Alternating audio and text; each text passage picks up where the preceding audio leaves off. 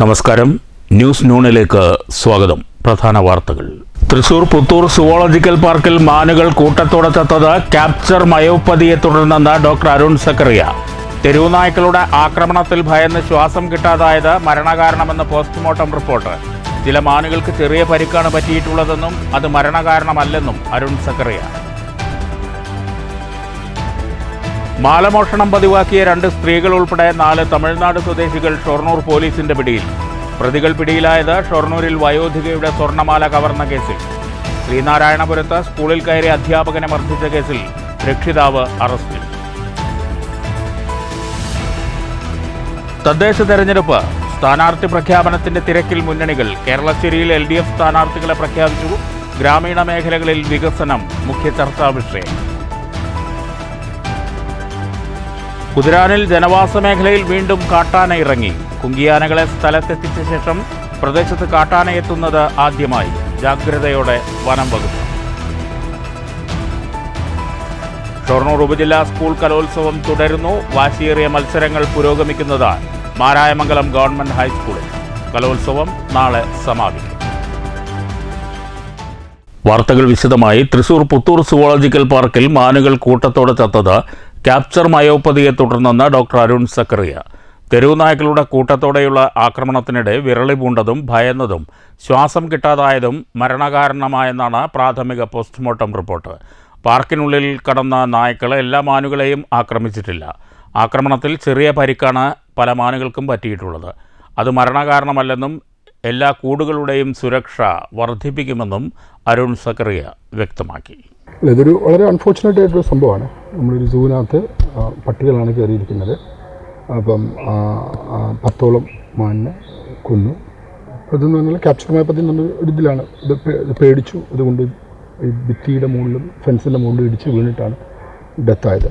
അതിന് മുകളിൽ ഗവൺമെൻറ് ഒരു കമ്മിറ്റി ഉണ്ടാക്കിയിട്ടുണ്ട്. ബഹുമാനപ്പെട്ട ചീഫ് അവാർഡും ദെൻ വിജിലൻസ് APCCF പിന്നെ ചീഫ് ഫോറസ്റ്റ് ഓഫീസർ ഞാൻ അങ്ങനെ 3 കമ്മിറ്റി ഉണ്ടാക്കിയിട്ടുണ്ട്.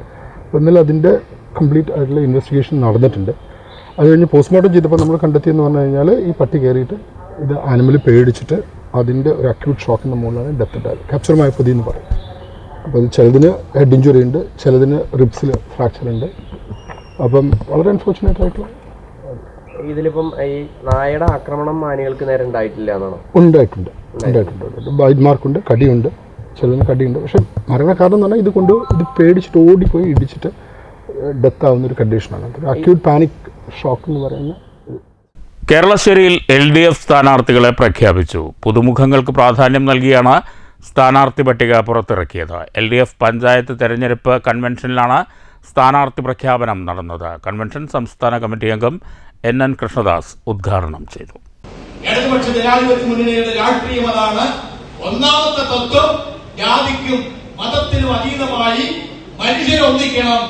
ആ മനുഷ്യർക്ക് നല്ല ജീവിതം ഉണ്ടാക്കാൻ മനുഷ്യരെ ഒരുമിപ്പിക്കണം. ഈ ഐക്യമാണ് നമ്മൾ മുമ്പിലേക്ക് വയ്ക്കുന്നത്. അങ്ങനെ മനുഷ്യരെ ഒരുമിച്ച് നിന്നാൽ മാത്രമേ നമുക്ക് നേട്ടമുണ്ടാക്കാൻ പറ്റൂ. ഇതാണ് ഒന്നാമത്തെ കാര്യം. രണ്ടാമത്തെ കാര്യം, നമ്മൾ ഇതൊക്കെ പ്രവർത്തിക്കുന്നത് ഞാൻ നേരത്തെ പറഞ്ഞു കഴിഞ്ഞാൽ നല്ല ജീവിതം ഉണ്ടാവണം. നമ്മുടെ പഴയ തലമുറ, അതായത് നമ്മുടെ അച്ഛനോ അമ്മയോ മുത്തശ്ശിയോ ജീവിച്ചതുപോലെയാണോ നമ്മൾ ജീവിക്കുന്നത്?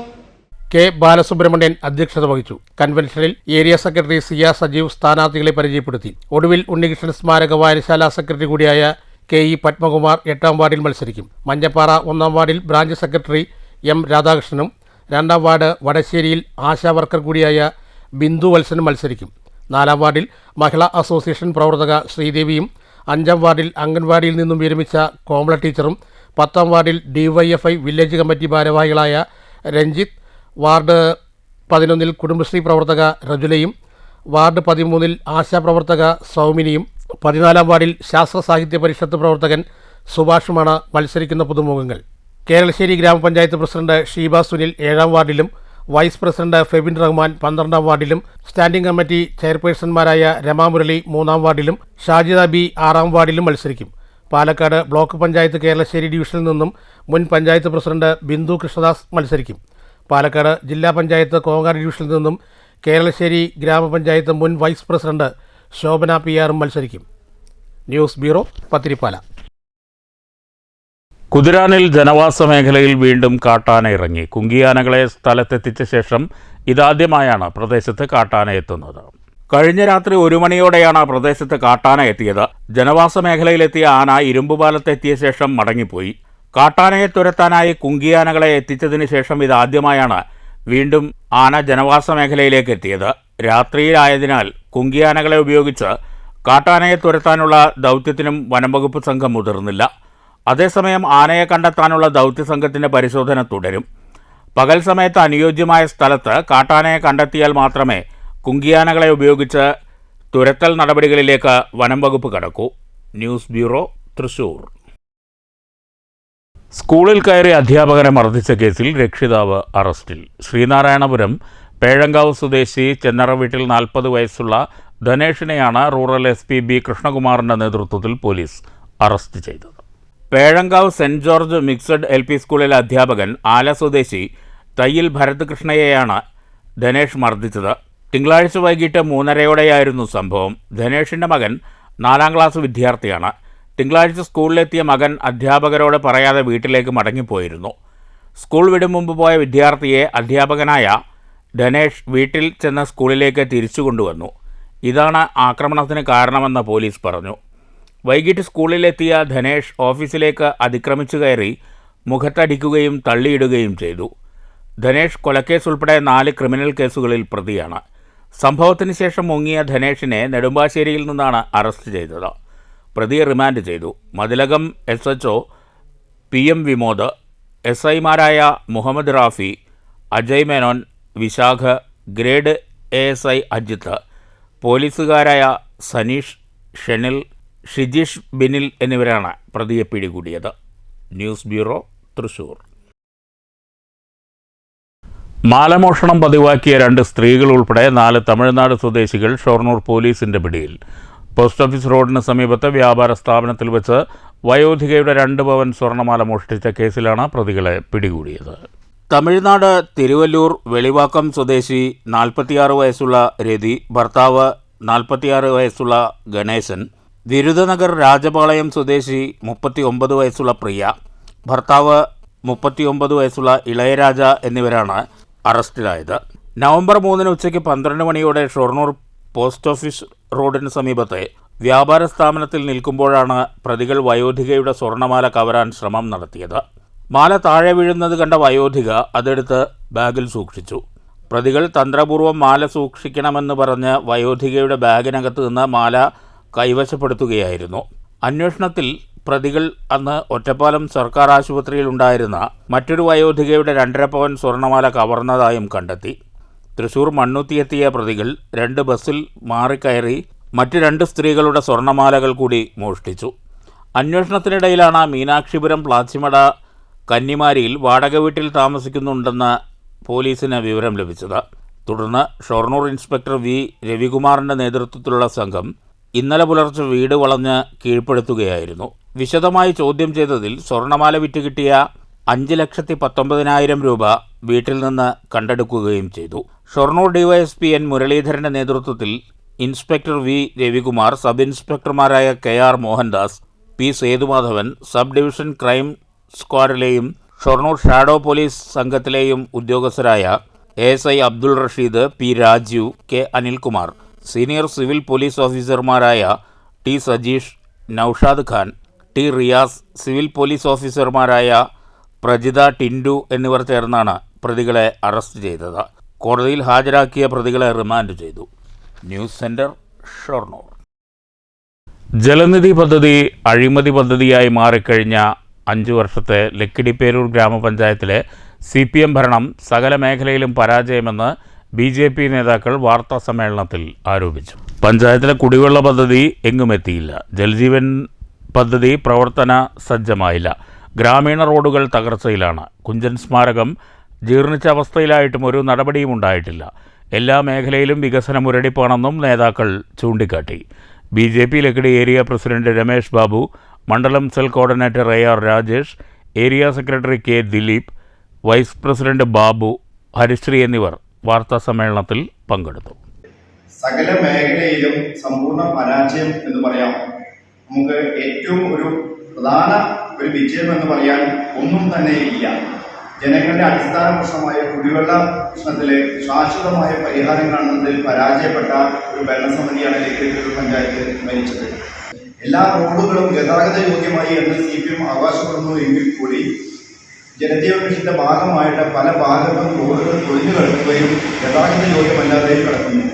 ഗ്രാമീണ റോഡുകളുടെ പശ്ചാത്തലം എടുത്ത് നോക്കുകയാണെങ്കിൽ സമ്പൂർണ്ണമായും പൊട്ടിപ്പൊളിഞ്ഞു കിടക്കുന്ന ഒരു അവസ്ഥയാണ്. അതിദാരിദ്ര്യ ലിസ്റ്റിൽ ഉൾപ്പെടുത്തിക്കൊണ്ട് പല ആളുകൾക്കും വീട് നൽകി എന്ന് പറഞ്ഞിട്ട് ഇവിടെ പ്രസ്താവന ഇറങ്ങുന്നുണ്ട്. പലർക്കും ഇന്നും പോലും ആ പൈസ ലഭ്യമായിട്ടില്ല. എന്ന അടിസ്ഥാനത്തിലാണ് ഇത്തരം വികസനത്തിന്റെ മാമാങ്കം കൊട്ടിഘോഷിക്കുന്നത് എന്ന് ജനങ്ങൾ മനസ്സിലാക്കേണ്ടതുണ്ട്. അതുകൊണ്ട് BJPക്ക് അനുകൂലമായ രീതിയിലായിരിക്കും ഇത്തവണ ഇലക്ഷൻ ഫലം പുറത്തു വരുമ്പോൾ സംഭവിക്കാൻ പോകുന്നത്. ഷൊർണൂർ ഉപജില്ലാ സ്കൂൾ കലോത്സവം തുടരുന്നു. മാരായമംഗലം ഗവൺമെൻറ് ഹൈസ്കൂളിലാണ് കലോത്സവം.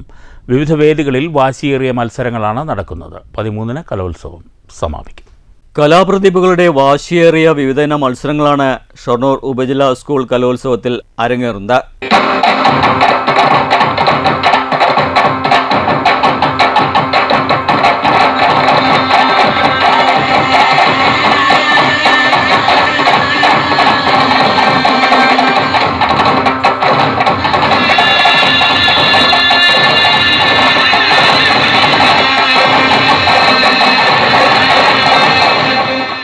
ജനപ്രിയ ഇന മത്സരങ്ങൾ കാണാൻ വിവിധ വേദികൾക്ക് മുന്നിൽ ആസ്വാദകർ തടിച്ചുകൂടിയിരുന്നു.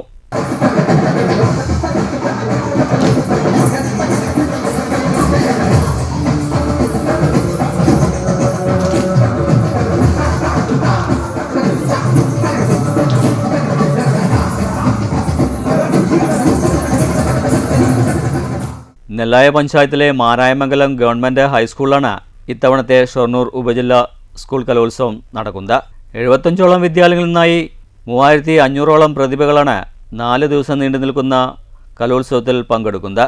13-ന് വ്യാഴാഴ്ച വൈകിട്ട് കലോത്സവം സമാപിക്കും. സമാപന സമ്മേളനത്തിൽ വിജയികൾക്കുള്ള ട്രോഫികൾ വിതരണം ചെയ്യും. News centre Shoranur. ചണ്ടിയും പായലും നിറഞ്ഞ കുന്നംകുളം കക്കാട് പൊതുകുളം. കക്കാട് അമ്പലത്തിന് സമീപം സ്ഥിതി ചെയ്യുന്ന കുളം ഇപ്പോൾ ഉപയോഗശൂന്യമാണ്. കുന്നംകുളം നഗരസഭയ്ക്ക് കീഴിലുള്ള കുളം വൃത്തിയാക്കണമെന്ന് കൗൺസിൽ യോഗത്തിൽ ആവശ്യപ്പെട്ടിട്ടും നടപടിയുണ്ടായില്ലെന്ന് ആരോപണമുണ്ട്. മണ്ഡലകാലം ആരംഭിച്ചതോടെ സമീപ പ്രദേശങ്ങളിലെ ഭക്തജനങ്ങൾ മറ്റ് പൊതുകുളങ്ങളെ ആശ്രയിക്കേണ്ട അവസ്ഥയാണ്. കഴിഞ്ഞ ഏതാനും മാസങ്ങൾക്ക് മുമ്പ് പ്രദേശവാസികളായ യുവാക്കൾ കുളം ഭാഗികമായി വൃത്തിയാക്കിയിരുന്നു. എന്നാൽ പരിചയസമ്പന്നരായ ജോലിക്കാരെ നിർത്തി കുളത്തിലെ ചണ്ടി പൂർണ്ണമായും നീക്കം ചെയ്ത് ഉപയോഗപ്രദമാക്കണമെന്ന നാട്ടുകാരുടെ ആവശ്യത്തിന് വർഷങ്ങൾ പഴക്കമുണ്ട്. സാമൂഹിക വിരുദ്ധർ കുളത്തിലേക്ക് മാലിന്യം വലിച്ചെറിയുന്നതായും ആക്ഷേപമുണ്ട്. നിരവധി തവണ നഗരസഭാ കൗൺസിൽ യോഗത്തിൽ കുളം വൃത്തിയാക്കണമെന്ന ആവശ്യമുന്നയിച്ചിട്ടും നടപടിയുണ്ടായില്ലെന്ന് വാർഡ് കൗൺസിലർ പ്രസുന്ന റോഷിത്ത് പറയുന്നു. കുന്നംകുളം നഗരസഭയുടെ കക്കാട് 7-ാം വാർഡിലെ മുനിസിപ്പൽ കുളം വളരെ ചണ്ടികൾ നിറഞ്ഞ് വൃത്തിഹീനമായിട്ടാണ് കിടക്കുന്നത്. ഭക്തർക്ക് ഇപ്പോൾ മണ്ഡലകാലമായതുകൊണ്ട് ഭക്തർക്ക് കുളിക്കാൻ പോലും ഭയങ്കര ബുദ്ധിമുട്ടാണ്. ഈ ചണ്ടി കാരണം ഭയങ്കര അസൗകര്യമാണ് അവർക്കുള്ളത്. പലതവണ കൗൺസിലിലെ ഇതിനെക്കുറിച്ച് പ്രതിപാദിച്ചിട്ടും യാതൊരു നടപടിയും നഗരസഭയിൽ നിന്നും ഉണ്ടായിട്ടില്ല. മണ്ഡലകാലമായതുകൊണ്ട് തൊട്ടടുത്തുള്ള ചെറുവത്തൂരെ അമ്പലത്തിലെ കുളത്തിലാണ് ഈ ഭക്തർ പോയിട്ട് കുളിക്കുന്നത്. അപ്പോൾ എത്രയും പെട്ടെന്ന് തന്നെ ഇതിനൊരു നടപടി ഉണ്ടായിട്ട് ചണ്ടികൾ വൃത്തിയാക്കിയിട്ട് ഭക്തർക്ക് കുളിക്കാനുള്ളൊരു സൗകര്യം ഉണ്ടാക്കി തരണമെന്നാണ് പറയുന്നത്.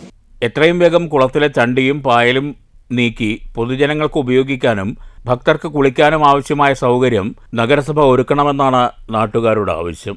News bureau, Thrissur. Chelakkara press ക്ലബിൻ്റെ നേതൃത്വത്തിൽ നടക്കുന്ന തദ്ദേശം 2025 സംവാദം ചേലക്കര NSM ഓഡിറ്റോറിയത്തിൽ വെള്ളിയാഴ്ച രാവിലെ 8 മണിക്ക് നടക്കുമെന്ന് ചേലക്കരയിൽ നടത്തിയ വാർത്താ സമ്മേളനത്തിൽ സംഘാടകർ അറിയിച്ചു. തദ്ദേശം 2025 ലോഗോ പ്രകാശനം പ്രസ് ക്ലബ്ബ് പ്രസിഡന്റ് ഗോപി ചക്കുന്നത്തും സെക്രട്ടറി വി മണികണ്ഠനും ചേർന്ന് നിർവഹിച്ചു.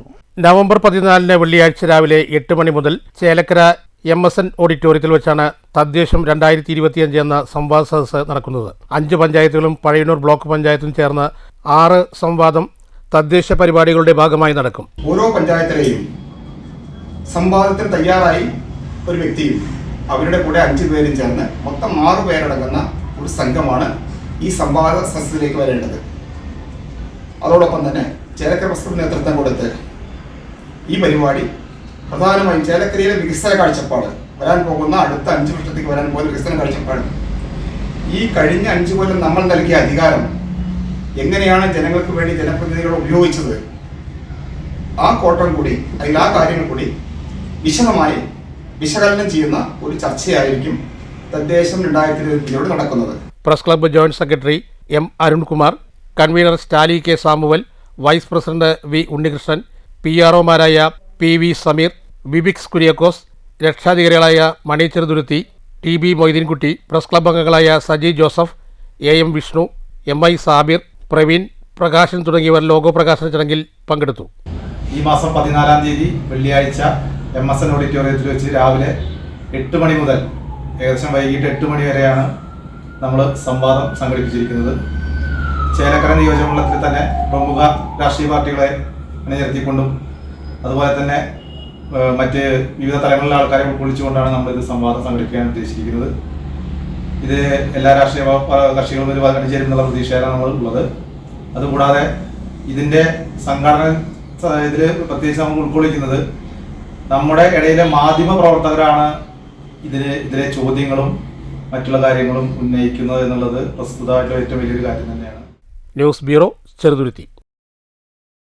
മങ്കര കുനിയമ്പാടം ശിവാനന്ദ ഭജനാശ്രമത്തിൽ നവംബർ 18 ചൊവ്വാഴ്ച സ്വാമി ഭജനാനന്ദ സ്വാമിയുടെ 1ാം ചരമവാർഷിക ദിനാചരണം വിവിധ പരിപാടികളോടെ നടക്കുമെന്ന് ഭാരവാഹികൾ അറിയിച്ചു. രാവിലെ 11:30 മുതൽ സമാധി മന്ദിരത്തിൽ പുഷ്പാർച്ചന, പ്രഭാഷണം, യതിപൂജ, സന്യാസി ശ്രേഷ്ഠന്മാരുടെ പാദപൂജ എന്നിവയും തുടർന്ന് അന്നദാനവുമുണ്ടാകും. പ്രസിഡന്റ് VG പത്മനാഭൻ, ട്രസ്റ്റ് ഭാരവാഹികളായ KK Viswanathan, PT Krishnanunni, NV Jayaprakash, Sasidharan, Sethumadhavan, Jayakrishnan, Visakh, Prasad, Satheesh, KV Kishore Kumar, Shailaja എന്നിവർ പങ്കെടുത്തു. ഭജന ആശ്രമ ധർമ്മ ട്രസ്റ്റിൻ്റെ വകയായി സ്വാമി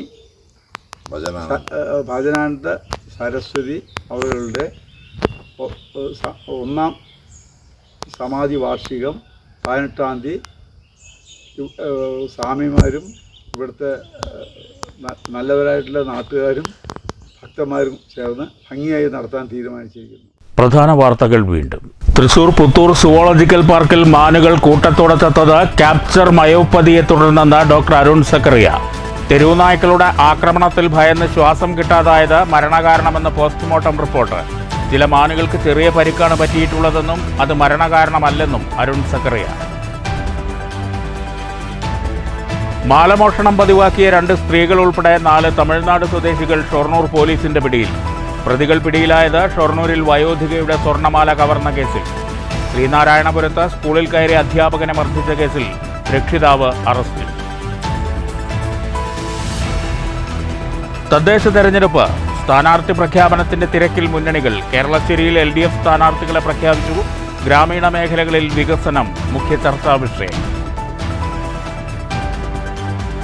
കുതിരാനിൽ ജനവാസ മേഖലയിൽ വീണ്ടും കാട്ടാന ഇറങ്ങി. കുങ്കിയാനകളെ സ്ഥലത്തെത്തിച്ച ശേഷം പ്രദേശത്ത് കാട്ടാന എത്തുന്നത് ആദ്യമായി. ജാഗ്രതയോടെ വനം വകുപ്പ്.